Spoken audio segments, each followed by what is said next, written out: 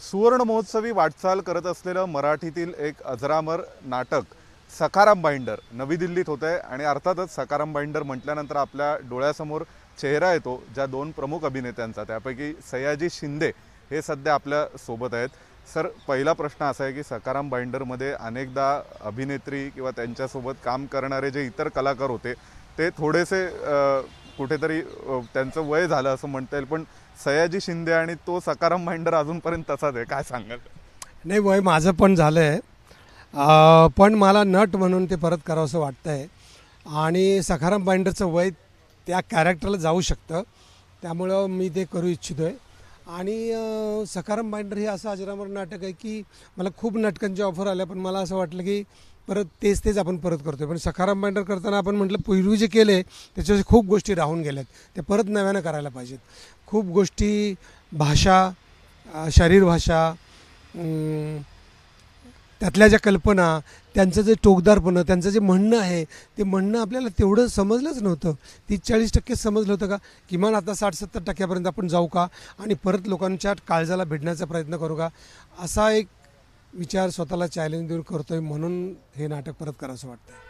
Sir, एक प्रश्न असा आहे की मराठीतील खूप कमी कलाकृतींची दखल जी इतर भाषांमध्ये सुद्धा घेतली गेली। सखाराम बाइंडर आता हिंदीत झालं, इतर भाषांमध्ये त्याची दखल घेतली गेली आहे। तुमच्या काय भावना आहेत? आज महाराष्ट्रात तितकं प्रेम मिळतंय का मराठी कलाकारांना, नाट्यकृतीला? मराठी नाटकांना महाराष्ट्रात इतकं प्रेम कुठेच मिळत नाही। महाराष्ट्राचा अभिमान वाटावा, मराठी रसिकांचा अभिमान वाटावा, कौतुक वाटावं, आणि ही परंपरा टिकवण्या पाठीमागं महाराष्ट्राची रसिक प्रेक्षक हे कारणीभूत आहेत। आणि मराठ्यातले नाटककार आहेत, नट आहेत।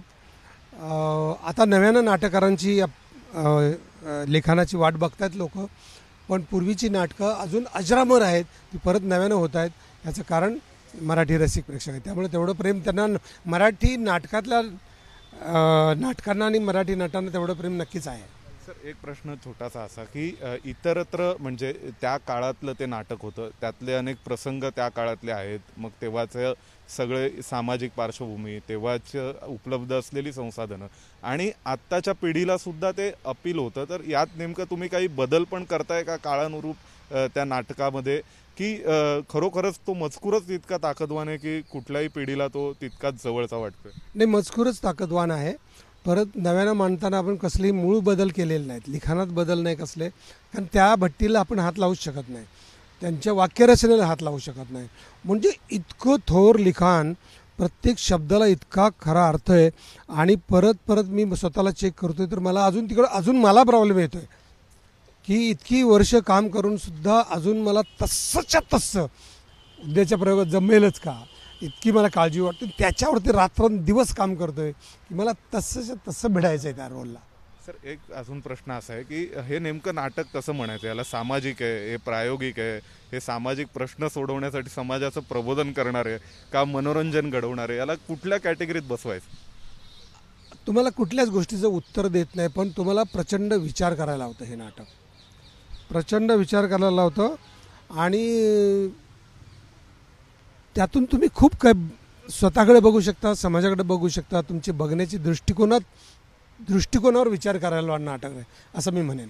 सर, सखाराम बाइंडरच्या संवादातून एक वाक्य सांगून प्रेक्षकांना काय आवाहन कराल या नाटकासंदर्भात? या घरात ठेवलेल्या बाईला बायकोप्रमाणे सगळं करावं लागतं। 7 झाल्या, कोणी नाही म्हणाले नाही।